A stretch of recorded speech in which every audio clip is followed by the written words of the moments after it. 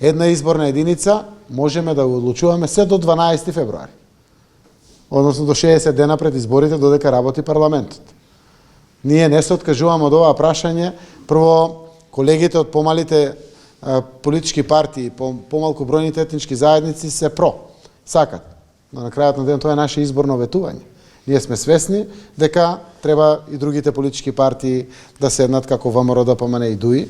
Јас, утре ќе го отворам и тоа прашање.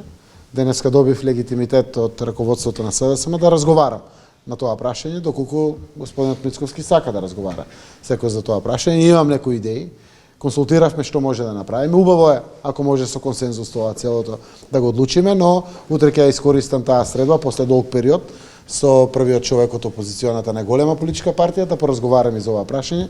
Може би ќе најдеме одредено решение, па тука и шпицен кандидат, тука и се. Зошто не?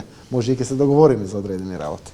ДУИ има 1400 амандмани поднесено само на албански јазик, кои што треба по закон да бидат и на македонски и на албански, и уште некои 2-300 амандмани поднесени на македонски и на албански јазик. Толку е наспроти илјадниците на ВМРО. Прво влего илјадниците амандмани на ВМРО да помине, па после се појавија овие од ДУИ.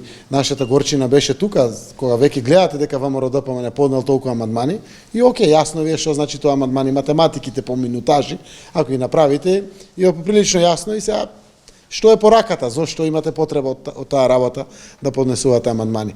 Така да јас продолжувам да се борам, гледате и преговарам со првиот опонент, односно лидерот на најголемата опозициона партија, за да постигнам некој успех внатре. На крајот нека ги тргнат малку ако може амандманите сите, па да видиме дали нема да го изгласаме. 65 пратеници, како и да и броите, ги гледам таму, а тоа се носи со мнозинство гласови.